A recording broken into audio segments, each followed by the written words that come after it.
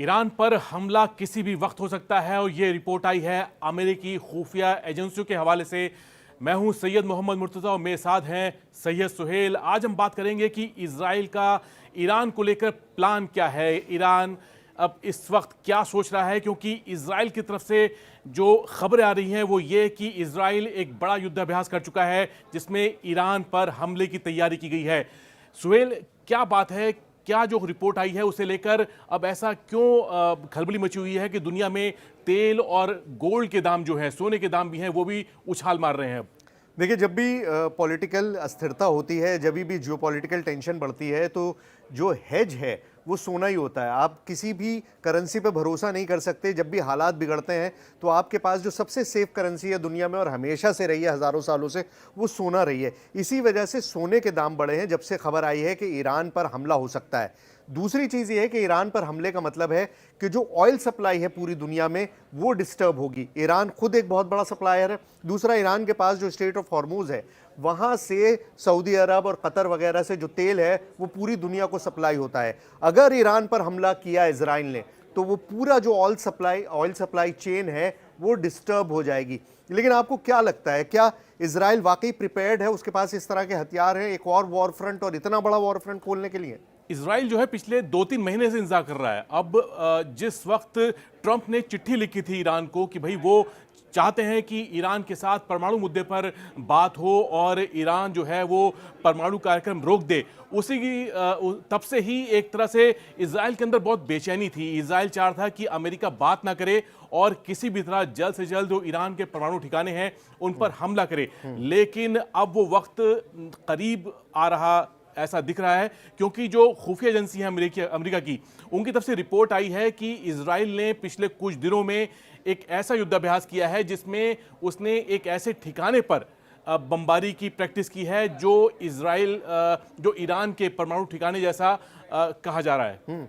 देखिए, इजराइल का स्टैंस भले कुछ भी हो इस चीज़ को लेकर, लेकिन अमेरिका का रुख बहुत क्लियर है। अमेरिका ने हमेशा से ये कहा है कि जब तक ये बातचीत चल रही है, हमारा न्यूक्लियर बातचीत तब तक हो रही है जब तक कोई अटैक ना किया जाए, क्योंकि वो नहीं चाहते कि ये स्पाइरल हो जाए आउट ऑफ कंट्रोल। एक बार ये शुरू हुआ तो ये एक डोमिनो इफेक्ट की तरह काम करेगा, चेन रिएक्शन की तरह काम करेगा और इसमें इन्वॉल्वमेंट दूसरे देशों की भी बढ़ जाएगी। तो क्या इसे माना जाए कि ट्रंप ने कह दिया है कि भाई आप अकेले जो करना करिए, हम इसमें आपका साथ नहीं देंगे? बिल्कुल, उसने इजराइल को अकेला छोड़ दिया है। ट्रंप का रुख बहुत क्लियर है और पिछले कुछ दिनों में जो कुछ हुआ है, सबसे बड़ी चीज हूतियों के साथ उन्होंने समझौता कर लिया। इजराइल को भनक भी नहीं लगी कि ये समझौता कब हो गया और अमेरिका ने अपने आप को उससे अलग कर लिया। जबकि जब हूतियों पर अटैक की बात हुई थी तो ये हुआ था कि हम मिलकर हूतियों से मुकाबला करेंगे और हूती को घुटने पर लेकर आएंगे, लेकिन हुआ उसका बिल्कुल उलट। अमेरिका ने सिर्फ अपने आप को बचा लिया, अपनी बात कर ली और अपने आप को उस सारे हमले से अलग कर लिया। देखिए, दोनों का जो फासला है, ईरान और इजराइल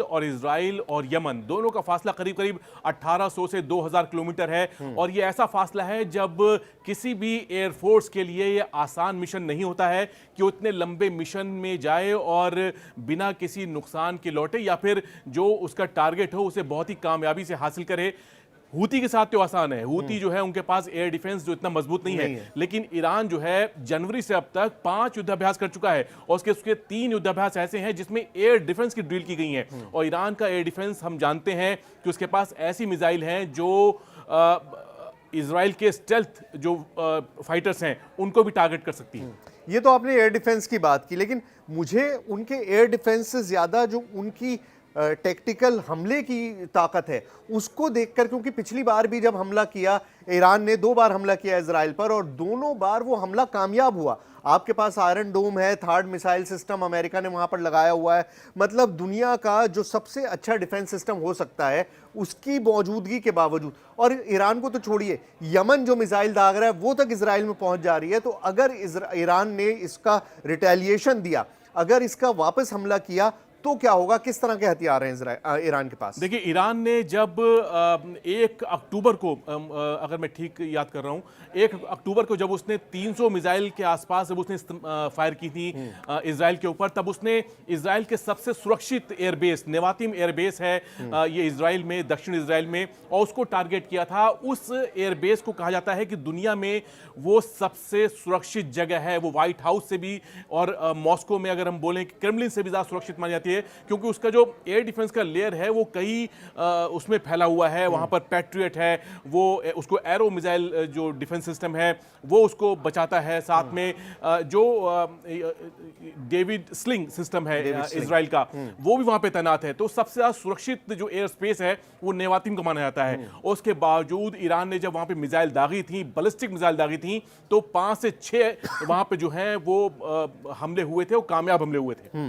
तो ये दर्शाता है कि अल्टीमेटली ईरान के पास इस तरह की कैपेबिलिटीज हैं कि वो इजराइल को निशाना बना सकते हैं। लेकिन उसके अलावा भी खामनेई ने जो बार बार बात कही है, जो सर्वोच्च नेता हैं ईरान के अली खामनेई, उन्होंने जो बार बार बात कही है वो ये कहा है कि अमेरिका पर भरोसा नहीं किया जा सकता।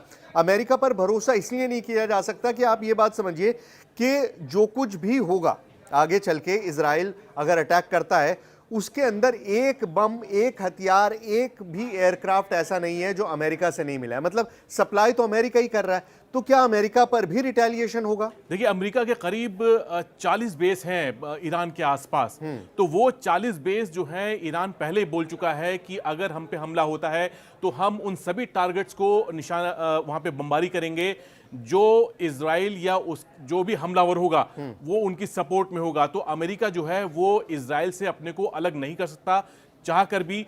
पिछले 3 महीनों से, जब से ट्रंप जो है इन्होंने कार्यभार संभाला है, 4 महीने से, तब से जो है उन्होंने इजराइल को बंकर बस्टर बम की सप्लाई बहुत तेज कर दी है। और उसमें ऐसे बम हैं जो 50 फीट 60 फीट गहराई तक हमला कर सकते हैं। और ये वो बम है जो ईरान के परमाणु टारगेट्स पर कामयाबी हासिल कर सकते हैं अगर इनका इस्तेमाल किया जाए। हाँ, लेकिन एक बात यह भी है कि अगर ईरान पर यह अटैक हुआ, बंकर बस्टर बम इस्तेमाल हुए, उनके न्यूक्लियर कैपेबिलिटीज को निशाना बनाया गया, तो ईरान वापस रिटेलिएट करेगा। वो रिटेलिएशन होगा इजराइल के खिलाफ, ये तो है ही क्योंकि इजराइल हमला करेगा, अमेरिका के खिलाफ क्योंकि अमेरिका सप्लाई कर रहा है।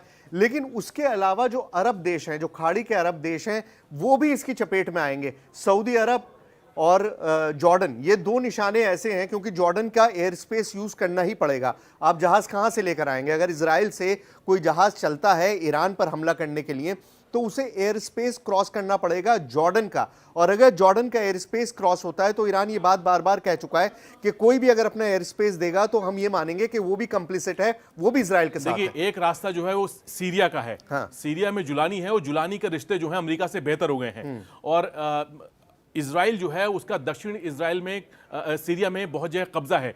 और जुलानी जो है उसको लेकर आक्रामक नहीं है, बहुत आराम से ठंडे बैठे हुए हैं कि भाई इजराइल से हमें अभी नहीं भिड़ना है। अभी हमारा दुश्मन जो है वो बशर असद वाली जो सपोर्टेड जो फोर्सेस हैं, या फिर ईरान या फिर हिजबुल्लाह, उस तरह की फोर्सेस हैं। तो जुलानी की तरफ से बहुत बड़ा चैलेंज नहीं मिला है इजराइल को। तो इजराइल के लिए सीरिया से गुजरना बहुत आसान है क्योंकि उनका कोई अपना एयर डिफेंस भी नहीं है, वो अपने को बचा भी नहीं सकते। दूसरा आगे चल के अगर रास्ता जो होता है वो है इराक का। इराक का एयर स्पेस का वो पहले भी इस्तेमाल कर चुके हैं, जो उन्होंने 26 सितंबर को, उन्होंने 26 अक्टूबर को जिसका इस्तेमाल किया था।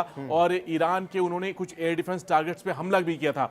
और कहा जा रहा था कि इराक के ऊपर जाकर उन्होंने ऐसी मिसाइल दागी एयर टू सरफेस जो जिसने ईरान को नुकसान पहुंचाया। वो ईरान को एक तरह का चैलेंज था। हालांकि ईरान ने इसको माना, कि कहा कि इजराइल की तरफ से कोई हमला नहीं किया गया है और ना ही इजराइल ने कहा कि हमने कोई हमला किया है। लेकिन ये मैसेज दोनों तरफ से था कि कौन किस पे हमला कर रहा है, कौन किसको कैसे बचा रहा है। तो अब ये देखना होगा कि, और एक तो अगर हमला होता है तो रूट कौन सा अपनाया जाता है, और जो बेसेस हैं पूरे पश्चिम एशिया में, वो देखने जाएंगे कि कौन किसको सपोर्ट करता है, चाहे वो लॉजिस्टिकली सपोर्ट हो, चाहे वो एयर डिफेंस कवर हो। ऐसा नहीं है कि डायरेक्ट अटैक हो, वो साथ में एयर डिफेंस कवर भी कोई देगा तो वो भी उस अटैक में शामिल माना जाएगा।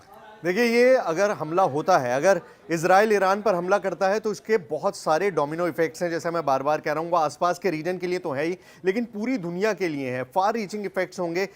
तेल का दाम, कच्चे तेल का दाम जो है वो बढ़ सकता है, जो कि पिछले कुछ दिनों में बहुत नीचे हुआ है, और हमारे ऊपर उसका डायरेक्ट असर पड़ता है क्योंकि हम बहुत बड़े इंपोर्टर हैं कच्चे तेल के।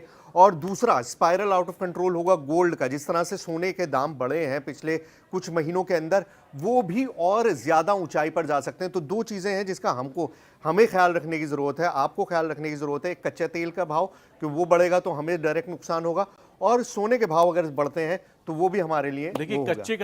कच्चे तेल का जो भाव है वो कैसे बढ़ेंगे? स्ट्रेट ऑफ हॉर्मुज जो इलाका है, जो ईरान और सऊदी अरब का जो बीच में वाटरवे है, उसे बोलते हैं, और वो ऐसी जगह है जिसको ईरान ब्लॉक कर सकता है बहुत आराम से। वहां पर एक जहाज भी वहां से गुजर नहीं पाएगा, और जब दुनिया का 60 से 70% तेल जो है वहां से गुजरता हो, समझ लीजिए कि दुनिया की जो सप्लाई लाइन है वो पूरी तरह कट जाएगी, और कुछ ही दिनों में इसका असर पूरी दुनिया में दिखेगा, पूरी दुनिया की अर्थव्यवस्था पर दिखेगा। और शायद इसी वजह से ट्रंप इतने ज्यादा कॉशियस हैं बार बार, क्योंकि इन्फ्लेशन के हालात अमेरिका में खराब है, अमेरिका के अंदर से जो आंकड़े आ रहे हैं वो बहुत अच्छे नहीं हैं अनएम्प्लॉयमेंट वगैरह के। इसी वजह से ट्रंप बहुत ही ज्यादा कॉशियस अप्रोच रख रहे हैं मिडिल ईस्ट की तरफ। वो गए, उन्होंने वहां पर ट्रांजैक्शनल जो बार बार वो करते हैं ट्रांजैक्शंस किए सऊदी अरब के साथ, कतर के साथ, यूएई के साथ, और बार बार वो अपने आप को इजराइल से अलग करने की कोशिश कर रहे हैं। अभी जो गाजा में चल रहा है उसको लेकर भी उन्होंने बार बार ये एड की बात करी थी, क्योंकि इजराइल ने टोटल ब्लॉकेज किया हुआ था, उस एड को वापस शुरू करने की भी बात कही। तो अब आगे होगा क्या? क्या वाकई इजराइल इस तरह से कदम उठाएगा? और अगर इजराइल कदम उठाएगा तो अमेरिका क्या करेगा? ये अगले कुछ घंटों के अंदर या अगले कुछ दिनों के अंदर ये सारी तस्वीर साफ होगी। मई का महीना है जो बहुत जो है क्रूशियल है, और मई का महीना इसलिए क्रूशियल है क्योंकि डोनाल्ड ट्रंप ने जब ईरान को चिट्ठी लिखी थी तब 60 दिन का वक्त दिया था। डोनाल्ड ट्रंप ने कहा था कि 60 दिन में वो ये डील करना चाहते हैं कि परमाणु कार्यक्रम जो है ईरान अपना रोक दे। लेकिन अब ईरान की ये दो टूक कि चाहे जो हो जाए उसका परमाणु संवर्धन यानी यूरेनियम संवर्धन का जो कार्यक्रम है वो बिल्कुल नहीं रुकेगा। ये साफ साफ ईरान ने बता दिया है, और इसका मतलब ये है कि ना ईरान एक कदम पीछे हट रहा है, ना अमेरिका जो है वो मजबूर है कि वो आगे क्या करे, ईरान को कैसे मनाए। और इसी वजह से इजराइल जो है वो मौका तलाश रहा है। उसे लग रहा है कि यही टाइम है जब उसे कुछ करना चाहिए। इजराइल समझ रहा है कि उसे कुछ करना चाहिए, और ये भी समझ लीजिए कि अगर इजराइल कुछ करता है और ईरान रिटेलिएशन करता है तो अमेरिका जरूर इन्वॉल्व हो जाएगा अल्टीमेटली, भले वो अपना पल्ला कितना भी बचाना चाहें।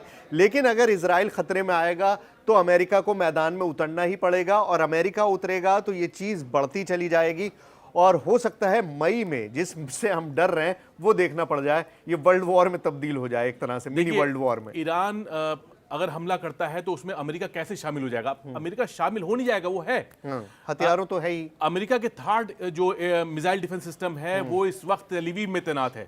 तो वो दुनिया का सबसे बेहतरीन मिसाइल डिफेंस सिस्टम माना जाता है, जिसको हूती जो है उसको पेनिट्रेट कर चुके हैं, और साथ में उसकी स्पेशल फोर्सेस अमेरिका की वहां पर हैं। और गाजा में जो चल रहा है उसको लेकर भी ट्रंप का प्लान है कि भाई वो चाहते हैं कि वहां से लाखों लोग जो हैं उनको वहां से हटाकर कहीं और बसाया जाए। तो अमेरिका इसमें शामिल हो जाएगा इनडायरेक्टली, और ईरान के लिए मौका होगा तब वो कहेगा कि भाई आप अगर इजराइल के साथ इस तरह मुलव्विस हैं, शामिल हैं, तो क्यों ना आपके अड्डों को निशाना बनाया जाए। और ये ईरान कहेगा, और ईरान की सपोर्ट के लिए डेफिनेटली फिर रशिया को भी कदम बढ़ाना पड़ेगा। अगर ज़्यादा चीज़ें स्पाइरल होती हैं, बाहर कंट्रोल से बाहर जाती हैं, तो मई में अब होगा क्या? गर्मी यहाँ तो बढ़ती जा रही है, लेकिन वेस्ट एशिया में गर्मी बढ़ेगी तो पूरी दुनिया को उसकी ताप झेलनी पड़ सकती है। लेट्स सी आगे होता क्या है।